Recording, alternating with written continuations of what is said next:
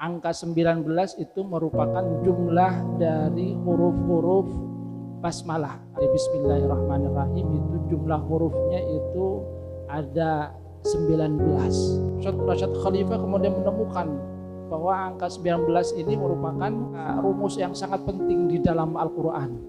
Jumlah basmalah Bismillahirrahmanirrahim di dalam Al-Quran itu semuanya ada 114, yang kalau dibagi 19 itu jadi 6. Dan ada banyak yang lainnya, misalnya Ismullah di dalam Al-Quran, asma Allah subhanahu wa ta'ala itu berjumlah 2698, yang kalau dibagi 19 itu sebanyak 142.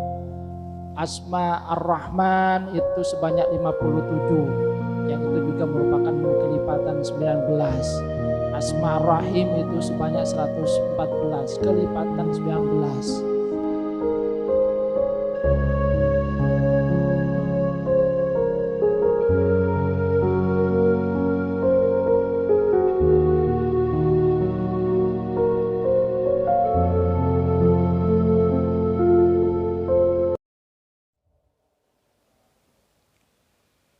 Innal hamdalillah nahmaduhu wa nasta'inuhu wa nastaghfiruh wa na'udzu billahi min shururi anfusina wa min sayyiati a'malina may yahdihillahu fala mudilla lahu wa may yudlil fala hadiyalah.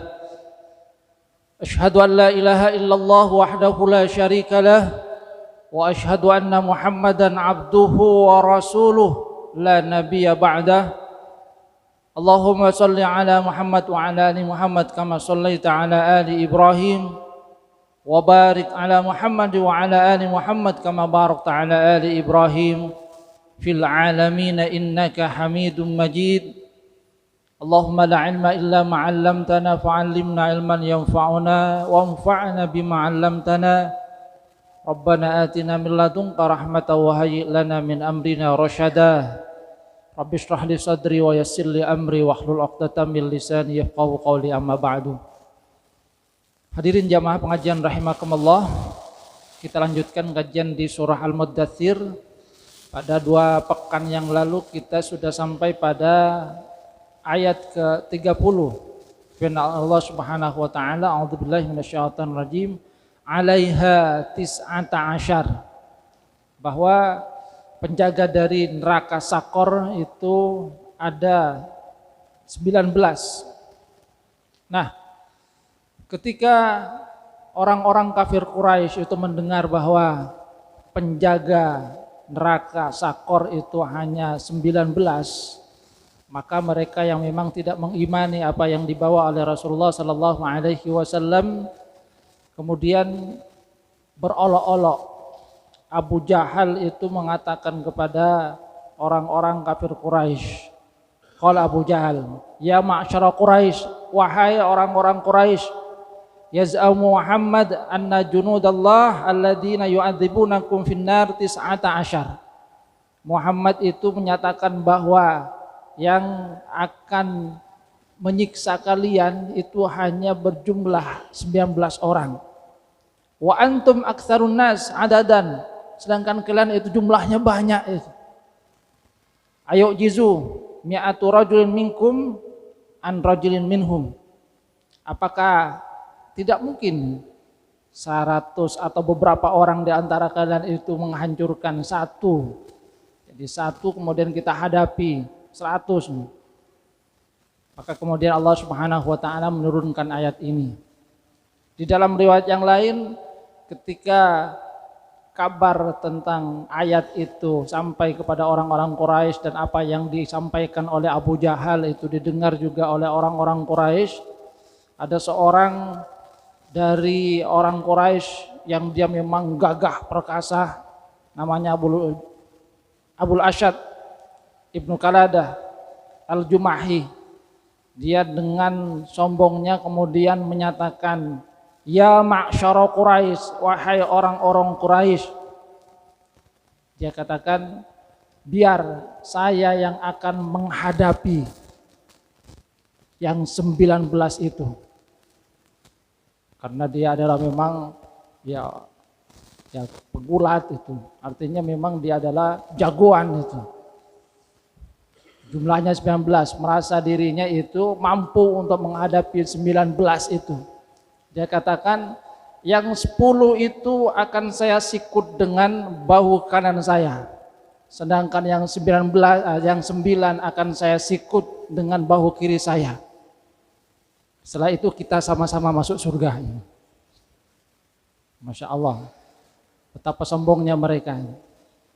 Maka kemudian Allah Subhanahu wa taala menyatakan di dalam ayat ini, wa ma ja'alna ashaban nar illa malaikah, bahwa yang menjaga neraka jahanam itu, neraka sakor itu adalah malaikat. Sebab memang dalam bayangan orang-orang yang tidak beriman kepada Allah Subhanahu wa taala, bagaimana mungkin jumlah yang sedikit ini 19 itu akan mengurus beribu banyak orang yang masuk neraka. Itu kan mungkin ribuan, jutaan. Yang menjaga hanya 19 itu. Maka timbul kesombongan dari orang-orang Quraisy. Bahkan ada juga yang menyatakan yang lainnya, Ibnul Haris, ya sudah, yang 17 saya, yang 2 bagian kalian semua. Jadi dia kemudian katakan, yang 17 saya menghadapi, sisanya 2 sudah kalian keroyok aja. Saya yang hadapi yang 17. Wa ma ja'alna ashaban nar illa malaikah.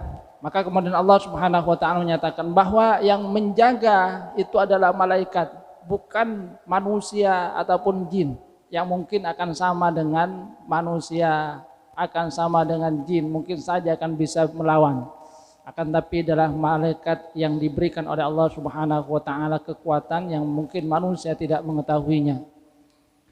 Wa ma ja'alna 'iddatahum illa fitnatan lil ladzina kafaru liyastaqinal ladzina utul kitaba wa yazdadal ladzina amanu imanan wa la yartabal ladzina utul kitab wal mu'minun wal yaqulul ladzina fi qulubihim marad wal kafiruna madza aradallahu bihadza matsalah.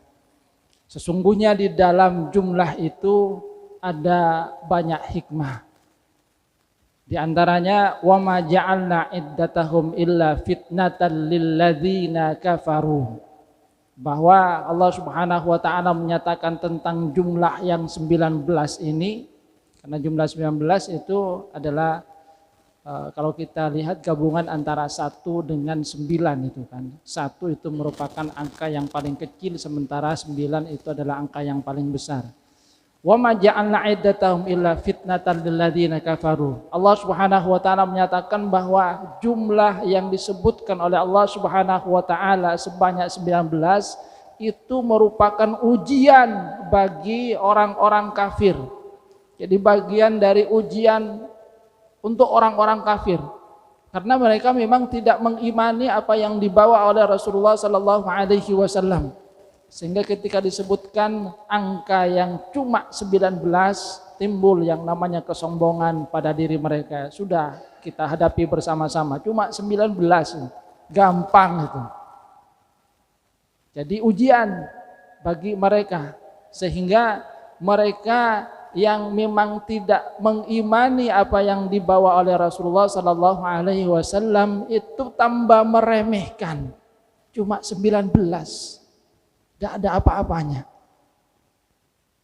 Maka kemudian timbullah ungkapan-ungkapan kesombongan seperti yang diungkapkan oleh Abu Jahal, oleh Abul Qasyad Al-Jumahi tadi, oleh Ibnul Harith. Bagaimana mereka menyatakan bahwa mereka itu akan sanggup menghadapi yang 19 ini. Jadi itu adalah ujian, kata Allah Subhanahu wa taala. Sedangkan bagi orang-orang ahli kitab itu merupakan bagian dari menambah keyakinan. Liyastaiqinal ladzina utul kitab. Supaya orang-orang ahli kitab itu yakin terhadap apa yang dibawa oleh Rasulullah sallallahu alaihi wasallam. Kenapa demikian? karena mereka mengetahui bahwa jumlah yang 19 itu sama dengan apa yang ada di dalam kitab mereka, di dalam Taurat dan Injil itu sama, disebutkan 19.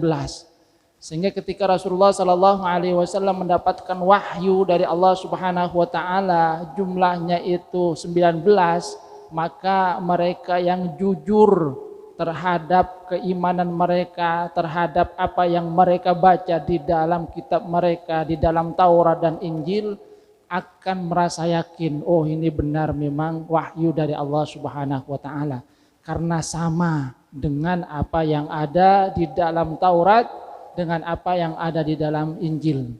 Jadi orang-orang ahli kitab itu yakin bahwa memang Al-Quran itu merupakan wahyu yang diturunkan oleh Allah Subhanahu Wa Taala kepada Rasulullah Sallallahu Alaihi Wasallam, sama. Karena memang apa yang diturunkan oleh Allah Subhanahu Wa Taala mulai dari masa sebelumnya, dari Nabi Adam sampai dengan Nabi Muhammad Sallallahu Alaihi Wasallam itu intinya sama. Tidak mungkin ada pertentangan. Yang mungkin terjadi perubahan itu adalah sebagian kecil dari hukum-hukum yang diberikan oleh Allah Subhanahu Wa Taala kepada masing-masing umat, dan itu tentu ada hikmahnya disesuaikan dengan masing-masing umat yang dihadapi oleh Rasul. Listiqinal ladina utul kitab. Jadi orang-orang ahli kitab itu akan yakin bahwasanya apa yang dibawa oleh Rasulullah Sallallahu Alaihi Wasallam itu memang merupakan wahyu dari Allah Subhanahu Wa Taala.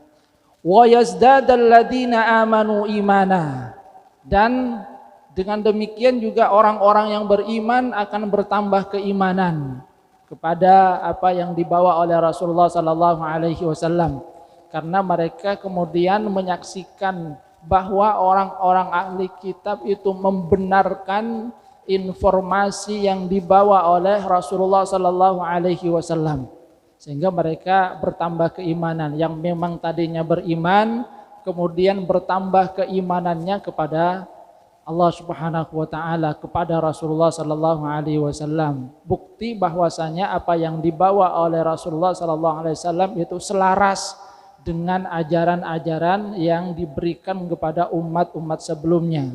Wa yazdadal ladzina amanu imanan wa la yartabal ladzina utul kitab wal mu'minun, sehingga dengan demikian maka hilanglah keraguan dari orang-orang ahli kitab dan orang-orang yang beriman. Wa la yartab wal yaqulal ladzina fi qulubihim marad wal kafiruna madza aradallahu bihadza matsalah. Akan tetapi nanti orang-orang yang di dalam hatinya itu ada penyakit, yaitu orang-orang munafik dan juga orang-orang kafir, nanti akan menyatakan madza aradallahu bihadza masalah. Apa yang diinginkan oleh Allah Subhanahu Wa Taala dengan perumpamaan ini? Jadi mereka menyebutnya sebagai perumpamaan. Di sini disebutkan wal yaqulal ladzina fi qulubihim marad, supaya orang-orang yang di dalam hatinya itu ada penyakit. Penyakit di sini maksudnya adalah penyakit nifak. Jadi penyakit orang-orang munafik, yang kata para mufassir di sini sesungguhnya juga menunjukkan tentang berita gaib, sebab ayat ini turunnya di periode Mekah. Jadi di periode Mekah turunnya ayat ini. Akan tetapi di dalam ayat ini sudah disinggung tentang bahwa nanti akan ada orang yang di dalam hatinya itu ada penyakit nifak, yaitu orang-orang munafik. Sementara orang-orang munafik itu ada di munculnya adalah di Madinah pada saat Rasulullah Sallallahu Alaihi Wasallam itu ada di Madinah. Kalau di Mekah itu kan jelas ini beriman, ini kafir, tidak ada golongan munafik gitu. Karena di antara faktornya memang Rasulullah Sallallahu Alaihi Wasallam dan para pengikutnya itu dalam kondisi lemah gitu.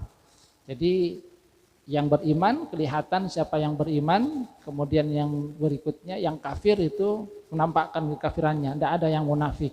Tapi ketika di Madinah baru kemudian timbul golongan orang-orang munafik, karena memang Rasulullah Sallallahu Alaihi Wasallam itu sudah punya kedudukan, kekuatan, umat Islam itu sudah punya pengaruh. Maka ada yang sebagian yang dalam hatinya itu munafik, menampakkan keimanan kepada Rasulullah sallallahu alaihi wasallam dengan lisannya, akan tapi di dalam hatinya sesungguhnya tidak mengimani apa yang dibawa oleh Rasulullah sallallahu alaihi wasallam. Nah, ayat ini turunnya di periode Mekah, akan tapi sudah mengisyaratkan waliyaqulal ladzina fi qulubihim marad, supaya orang-orang yang di dalam hatinya ada penyakit nifak. Jadi ini juga bagian dari ikhbarul ghaib, berita yang sifatnya gaib, bahwa nanti akan ada golongan yang di dalam hatinya ada nifak, orang-orang munafik, dan memang kemudian benar-benar ada di periode Madinah. Wal kafiruna, dan orang-orang kafir itu nanti menyatakan madza aradallahu bihadza masalah. Mereka menyatakan Allah ini mau apa yang diinginkan dengan perumpamaan ini. Jadi mereka menyatakan sebagai perumpamaan. Kenapa? Karena angkanya kemudian aneh bagi mereka. Kenapa tidak disebut sekalian 20 itu? Langsung genap itu. Kok 19 itu? Apa yang diinginkan oleh Allah Subhanahu wa taala dengan perumpamaan ini? Kenapa 19? Tidak sekalian genap 20 itu atau 10 itu.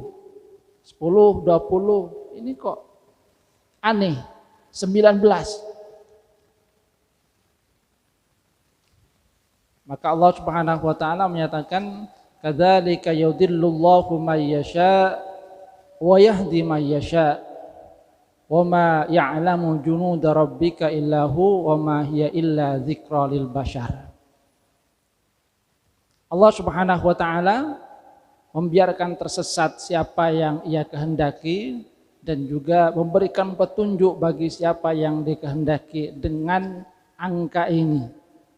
Wa ma ya'lamu junuda rabbika illa hu, dan tidak ada yang mengetahui tentara Tuhanmu kecuali Dia. Jadi sesungguhnya ini merupakan satu angka yang di dalamnya ada banyak rahasia. Dan kalau kita lihat apa yang ditemukan misalnya oleh Profesor Rashad Khalifah, beliau itu meneliti tentang angka 19 ini yang disebutkan oleh Allah Subhanahu wa taala dalam Al-Qur'an surah Al-Muddatsir. Kemudian ternyata memang menemukan adanya keajaiban dari angka 19, bahwa angka 19 itu merupakan jumlah dari huruf-huruf basmalah, bismillahirrahmanirrahim di awal surat itu. Jadi bismillahirrahmanirrahim itu jumlah hurufnya itu ada 19. Dan itu terjadi karena tidak ada huruf alif.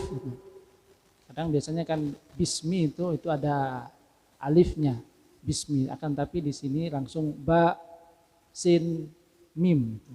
Bismillahirrahmanirrahim. Yang semuanya itu jumlahnya adalah 19. Jadi ternyata bismillahirrahmanirrahim jumlah hurufnya itu adalah 19. Dan beliau Profesor Rashad Khalifah kemudian menemukan bahwa angka 19 ini merupakan angka rumus yang sangat penting di dalam Al-Qur'an. Jumlah basmalah bismillahirrahmanirrahim di dalam Al-Qur'an itu semuanya ada 114, yang kalau dibagi 19 itu berapa? Menjadi 6. Jadi 6 kalau dibagi 19, pas. Dan ternyata kemudian kita lihat bahwa di surat At-Taubah itu tidak ada basmalahnya itu kan. Jadi tidak ada basmalahnya di surat Taubah. Tapi kemudian 114 surat, ini satu surat tidak ada basmalahnya. Namun ada gantinya di surat An-Naml, bismillahirrahmanirrahim. Sehingga pas itu. Artinya kalau kemudian ada basmalah di surat At-Taubah itu menjadi 115. Gak pas dengan angka 19. Tapi karena tidak ada bismillahirrahmanirrahim di awal surah At-Taubah, dan kemudian ada gantinya di surah An-Naml, suratnya siapa, Nabi Sulaiman ke Ratu Bilqis itu kan dengan bismillahirrahmanirrahim, maka jumlahnya pas 114 yang kalau dibagi 19 menjadi 6. Dan ada banyak yang lainnya yang kemudian ditemukan oleh Profesor Rashad Khalifah. Misalnya Ismullah di dalam Al-Quran, asma Allah subhanahu wa ta'ala itu berjumlah 2698, yang kalau dibagi 19 itu sebanyak 142. Asma Ar-Rahman itu sebanyak 57, yang itu juga merupakan kelipatan 19. Asma Ar-Rahim itu sebanyak 114, kelipatan 19. Dan banyak yang lainnya. Surat misalnya yang di situ ada huruful muqatta'ah. Huruful muqatta'ah itu adalah huruf-huruf yang ada di awal surat itu. Seperti Hamim, Yasin. Pada surat Yasin itu huruf ya-nya itu juga kelipatan 19. Pada surat yang diawali dengan Hamim, jumlah huruf ha-nya itu juga kelipatan 19. Dan ada yang lainnya yang banyak. Sehingga kemudian beliau itu menyatakan bahwa disitulah salah satu ya yang ditemukan oleh Profesor Rashad Khalifah tentang bagaimana sesungguhnya hikmah dari penyebutan angka 19 yang diberikan oleh Allah Subhanahu wa taala di dalam ayat ini. Makanya kalau kita hubungkan dengan ayat ini, Allah Subhanahu wa taala menyatakan kadzalika yudhillullahu may yasha wa yahdi may yasha. Demikianlah Allah Subhanahu wa taala membiarkan tersesat siapa yang dikehendakinya, wa yahdi may yasha, dan juga memberikan petunjuk bagi siapa yang dikehendakinya. Sehingga orang yang kemudian menemukan tentang keunikan ini kemudian meyakini bahwa memang Al-Quran adalah wahyu dari Allah Subhanahu wa ta'ala. Jadi Al-Quran memang adalah benar-benar wahyu. Ketika mereka melihat salah satu bukti mukjizat dari Al-Quran ini lewat jumlah angkanya saja 19. Artinya kalau itu dibikin oleh manusia ruwet kan masih mau menghitungnya itu. Gimana membagikan itu hurufnya kemudian angkanya bisa sesuai dengan 19. Akan tapi karena ini adalah wahyu dari Allah Subhanahu wa taala dan Allah itu Maha Kuasa atas segala sesuatu. Wa ma ya'lamu junuda rabbika illahu. Dan Allah Subhanahu wa taala juga di dalam ayat ini mengisyaratkan bahwa tentara dari Allah Subhanahu wa taala itu sesungguhnya banyak. Jadi sesungguhnya banyak yang Maha mengetahui tentang hal itu adalah hanya Allah Subhanahu wa taala. Cuma kenapa disebutkan 19? Sekali lagi di situ ada hikmahnya. Fitnah, ujian bagi orang-orang yang tidak beriman kepada Allah Subhanahu wa taala. Sehingga kemudian timbul kesombongan. Ya, hanya 19. Tapi bagi orang-orang ahli kitab, mereka kemudian tambah yakin akan wahyu yang dibawa oleh Rasulullah sallallahu alaihi wasallam. Orang-orang yang beriman juga demikian. Mereka semakin beriman terhadap apa yang dibawa oleh Rasulullah sallallahu alaihi wasallam. Apalagi bagi kita sekarang yang sudah mengetahui tentang bagaimana mukjizat angka 19 ini. Pasti kita juga akan semakin meyakini bahwa memang inilah wahyu dari Allah Subhanahu wa taala, tidak mungkin merupakan buatan manusia. Karena sangat rumit kalau kemudian harus menghitung angka 19 ini. Dan itu baru ditemukan di abad sekarang itu kan. Jadi baru ditemukan sekarang tentang angka 19 dan kemudian hal-hal yang ada di dalam Al-Quran yang ternyata sesuai dengan angka 19. Yang kalau orang biasa mau menyusunnya itu ya bingung gitu. Gimana supaya cocok jadi 19 huruf-hurufnya itu. Misalnya kita mau nulis surat itu kan mau menghitung huruf A-nya harus 19 itu. Bingung manusia.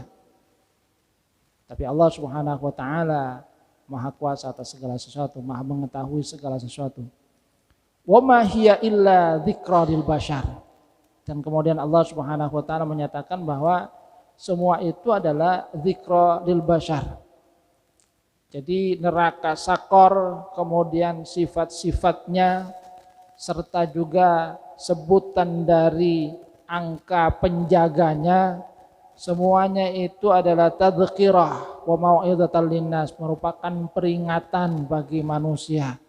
Supaya apa? Liya'lamu kamala qudratillahi ta'ala. Supaya mereka mengetahui tentang bagaimana kekuasaan Allah Subhanahu wa taala.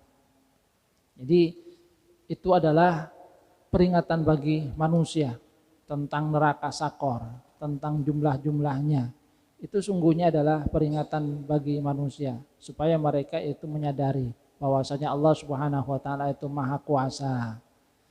Supaya mereka menyadari bahwa manusia sungguhnya tidak ada apa-apanya. Kemudian Allah Subhanahu wa taala melanjutkan, kalla wal qamar.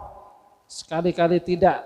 Di ayat ini Allah Subhanahu wa taala bersumpah dengan bulan, yang isyaratnya kita hendaknya memperhatikan bulan, bagaimana satu makhluk Allah Subhanahu wa taala ini memberikan manfaat terhadap manusia. Yang di dalam banyak ayat kita akan mendapatkan bagaimana manfaat dari bulan. Manusia dengan adanya bulan itu mengetahui tentang penanggalan, mengetahui tentang hal-hal yang berkaitan dengan cuaca dan lain-lainnya. Kalla wal qamar wal laili idh adbar, dan malam ketika dia sudah berlalu. Was subhi idza asfar, dan waktu pagi manakala dia sudah bersinar. Innaha la'ihdal qubar nadhirul lil bashar. Allah Subhanahu wa taala bersumpah dengan makhluk-makhluknya ini untuk kemudian menyatakan bahwa jawabul qasam di sini innaha la'ihdal qubar, bahwasanya neraka sakor itu merupakan bagian dari ihdal qubar, salah satu dari hal yang besar yang sebagian ulama kemudian menyatakan bahwa maknanya adalah la ihdad dawahi al-'idham wal balaya al-kibar, bahwa neraka sakor yang disebutkan oleh Allah Subhanahu wa taala di dalam ayat ini merupakan salah satu dari ad-dawahi al-'idham, bagian dari bencana yang sangat besar bagi manusia yang tidak beriman kepada Allah Subhanahu wa taala. La'ihdal qubar. Ada juga yang menyatakan bahwa itu merupakan bagian dari salah satu neraka yang disebutkan oleh Allah Subhanahu wa taala di dalam Al-Qur'an. Di dalam Al-Qur'an ada beberapa neraka yang disebutkan oleh Allah Subhanahu wa taala. Salah satunya adalah sakor, kemudian juga ada Jahannam, naru Jahannam, ada Jahim, ada Sa'ir, kemudian ada juga Ladha, Nazza'atal lisyawat, Hutamah, itu kan juga disebutkan di dalam Al-Quran. Jadi ada yang menyatakan bahwasanya ihdal qubar ini menunjukkan bahwa neraka sakor merupakan salah satu neraka yang besar yang disiapkan oleh Allah Subhanahu wa taala kepada mereka yang tidak beriman kepada Allah Subhanahu wa taala.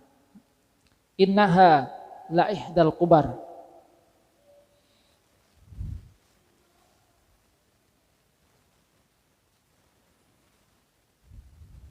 Nadhirul lil bashar, sebagai peringatan bagi manusia. Nadhirul bashar liman sya'a minkum ayyataqaddama aw yata'akhkhar. Jadi peringatan bagi manusia. Ada yang memaknai bahwasanya nadhirul lil bashar ini adalah neraka sakor itu sendiri.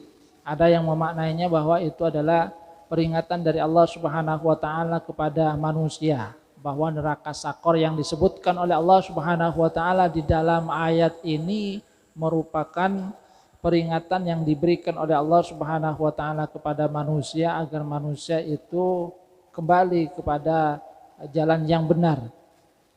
Innaha la'ihdal kubar nadhirul lil bashar liman syaa minkum ay yataqaddama aw yata'akhkhar. Bagi siapa yang yataqaddam, liman syaa, siapa yang berkehendak dari kalian, ay yataqaddama aw yata'akhkhar. Yataqaddam itu secara bahasa mananya maju, sedangkan yata'akhkhar itu mundur. Maksudnya yang yataqaddam adalah yang dia maju dengan melakukan ketaatan kepada Allah Subhanahu wa taala. Jadi peringatan bagi orang-orang yang beriman supaya mereka itu kemudian melakukan ketaatan kepada Allah Subhanahu wa taala, supaya mereka meningkatkan keimanan kepada Allah Subhanahu wa taala. Sedangkan yata'akhkhar itu digambarkan kepada orang-orang yang tidak mau untuk menerima kebenaran yang dibawa oleh Rasulullah sallallahu alaihi wasallam. Jadi memilih mundur, tidak menerima apa yang dibawa oleh Rasulullah sallallahu alaihi wasallam, tetap bersikukuh dengan keyakinan mereka sebelumnya, tidak mau untuk melakukan ketaatan kepada Allah Subhanahu wa taala. Hadirin jamaah rahimakumullah. Jadi sesungguhnya penyebutan tentang angka 19 di sini adalah satu ujian yang diberikan oleh Allah Subhanahu wa taala kepada semuanya. Bagi orang-orang kafir itu adalah ujian, sehingga mereka kemudian bertambah kekafirannya, sehingga demikian kemudian mereka bertambah kesombongannya. Tapi bagi orang-orang yang beriman, mereka akan semakin beriman kepada apa yang dibawa oleh Rasulullah sallallahu alaihi wasallam. Kemudian Allah Subhanahu wa taala menyatakan kullu nafsim bima kasabat rahina, bahwa semua jiwa, semua manusia, semua makhluk yang bernyawa di sini, yang dalam hal ini kaitannya dengan manusia, setiap jiwa bima kasabat rahina itu bertanggung jawab dengan apa yang dia lakukan. Rahina itu juga bermakna tergadai.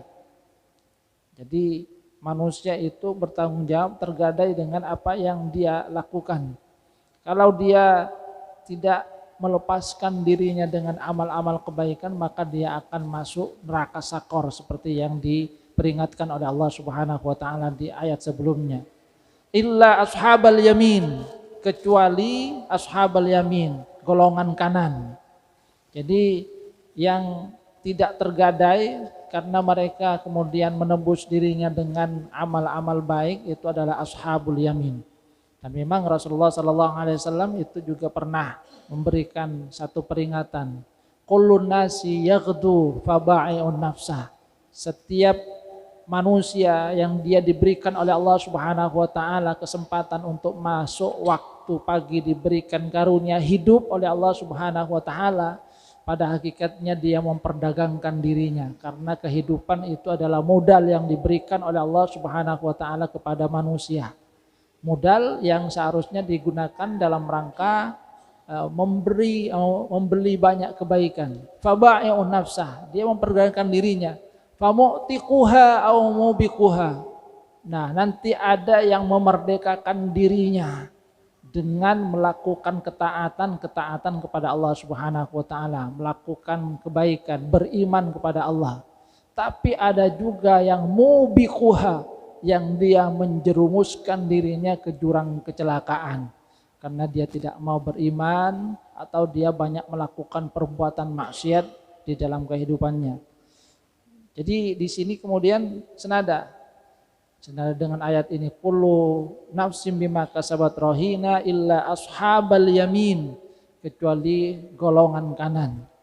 Fi jannati yatasaalun, mereka ada di surga saling bertanya-tanya. Anil mujrimina ma salakakum fi saqar, mereka bertanya tentang orang-orang yang banyak berbuat maksiat. Ma salakakum fi saqar, apa yang membuat kalian itu masuk ke dalam neraka sakor ini? Jadi di dalam ayat ini tergambar bahwa orang-orang yang ada di surga itu kemudian berkomunikasi dengan mereka yang masuk ke neraka. Kenapa kalian masuk neraka Sakor itu? Maka kemudian di sini ada jawaban yang sesungguhnya juga merupakan iktibar bagi kita. Apa yang menyebabkan orang itu masuk ke dalam neraka Sakor itu? Pertama adalah qalu lam naku minal musallin. Kami ini waktu di dunia tidak pernah sholat. Jadi mereka tidak sholat. Ini sebab yang pertama. Golongan yang tidak mau menunaikan ibadah sholat. Padahal sholat itu merupakan satu bentuk penghambaan manusia kepada Allah Subhanahu wa ta'ala. Kemudian yang kedua, walam nakun nut'imul miskin. Kami dulu juga tidak mau untuk memberi makan kepada orang-orang miskin. Jadi tidak ada perasaan welas asih, hilang welas asihnya. Dan di dalam Al-Quran surah Al-Mu'un itu Allah Subhanahu wa ta'ala kan memang mengisyaratkan bahwa mereka itu termasuk kepada golongan yang yukadzibu biddin, yang mendustakan agama. Walam nakun nut'imul miskin. Jadi sebab yang kedua adalah tidak mau memberikan makan kepada orang miskin. Hilang yang namanya sifat welas asih, tidak ada kepedulian terhadap sesama. Kalau yang pertama itu kan hubungan dengan Allah Subhanahu wa ta'ala, tidak mau menunaikan hak dari Allah Subhanahu wa ta'ala, menghambakan diri kepada Allah Subhanahu wa ta'ala. Kalau yang kedua ini adalah tidak mau peduli terhadap sesama, tidak mau memberikan hak terhadap sesama. Padahal dalam Al-Quran Allah Subhanahu wa ta'ala juga mengisyaratkan wa fi amwalihim haqqum ma'lum lis-sa'ili wal mahrum, bahwa di dalam harta orang kaya itu ada hak yang memang merupakan sesuatu yang harus diberikan kepada orang-orang miskin ini. Lis-sa'ili wal mahrum, baik dia itu meminta ataupun mahrum yang dia menahan diri, sesungguhnya dia kekurangan akan tapi karena menjaga diri tidak mau untuk meminta. Tapi tetap itu adalah hak dari mereka. Walam nakun nut'imul miskin. Wa kunna nakhudu ma'al khaidin. Sebab yang ketiga ini adalah nakhudu ma'al khaidin. Nakhudu ma'al khaidin di sini mereka suka bergabung dengan orang-orang yang memperolok-olok agama. Jadi suka nimbrung. Kalau ada hal-hal yang berkaitan dengan agama, mereka kemudian memperolok-oloknya, bermain-main dengan agama. Makanya kalau mau bergurau ya jangan bergurau tentang persoalan-persoalan esensial, terutama di dalam agama. Wa kunna nakhudu ma'al khaidin. Jadi ini yang ketiga, bergabung dengan orang-orang yang suka memperolok-olok agama, ikut nimbrung di dalamnya. Maka kita berhati-hati, terutama pada masa sekarang ini. Di medsos kan Masya Allah, ada orang-orang yang memang suka memperolok-olok ajaran agama. Jangan sampai kita ini juga masuk ke dalam golongan mereka. Yang di dalam Al-Quran dikatakan minal khaidin. Wa kunna nakhudu ma'al khaidin. Jadi sebab yang ketiga yang membuat mereka itu masuk neraka Sakor, ya ikut-ikut nimbrung. Makanya di dalam Al-Quran Allah Subhanahu wa ta'ala itu memberikan peringatan. Jangan suka ikut nimbrung dengan mereka yang suka memperolok-olok ajaran agama. Kalau sudah di dalamnya pindah. Kalau memang tidak bisa memberikan manfaat, apalagi kemudian malah terikut, ya lebih baik ya kita menyingkir. Wa kunna nakhudu ma'al khaidin wa kunna nukadzibu biyaumiddin. Sebab yang keempat adalah kami mendustakan hari akhir, yaumuddin. Jadi di dalam ayat-ayat ini Allah Subhanahu wa ta'ala kemudian mengisyaratkan ada 4 sebab yang menjadikan manusia itu masuk ke neraka Sakor. Yang pertama adalah tidak menunaikan hak Allah Subhanahu wa ta'ala, tidak mau mendirikan sholat, lam naku minal musallin. Yang kedua adalah tidak mempunyai kepedulian terhadap sesama, tidak mau menunaikan hak-hak yang seharusnya ditunaikan kepada sesama manusia. Walam naku nut'imul miskin. Yang ketiga adalah bermain-main dengan agama, suka memperolok-olok, gabung dengan mereka yang memang kemudian kerjanya adalah mempermainkan agama. Dan yang keempat adalah tidak beriman tentang adanya hari akhir, hatta atanal yakin. Sampai datang al-yakin di sini al-maut, sampai meninggal dunia mereka melakukan 4 hal ini. Artinya ya mari kita jauhi 4 hal ini. Fama tanfa'uhum syafa'atus syafi'in. Nah, orang yang mempunyai 4 sifat ini kemudian Allah Subhanahu wa taala menyatakan fama tanfa'uhum syafa'atus syafi'in. Mereka tidak akan bisa mendapatkan syafaat. Karena orang-orang yang nantinya mendapatkan syafaat dari Allah Subhanahu wa taala, dari Rasulullah sallallahu alaihi wasallam, itu ada kriterianya, tidak semuanya kemudian akan mendapatkan pertolongan dari Allah Subhanahu wa taala, tidak semuanya mendapatkan pertolongan dari Rasulullah sallallahu alaihi wasallam. Jadi ada golongan yang kemudian diberikan pertolongan, tapi semua itu atas izin Allah Subhanahu wa taala.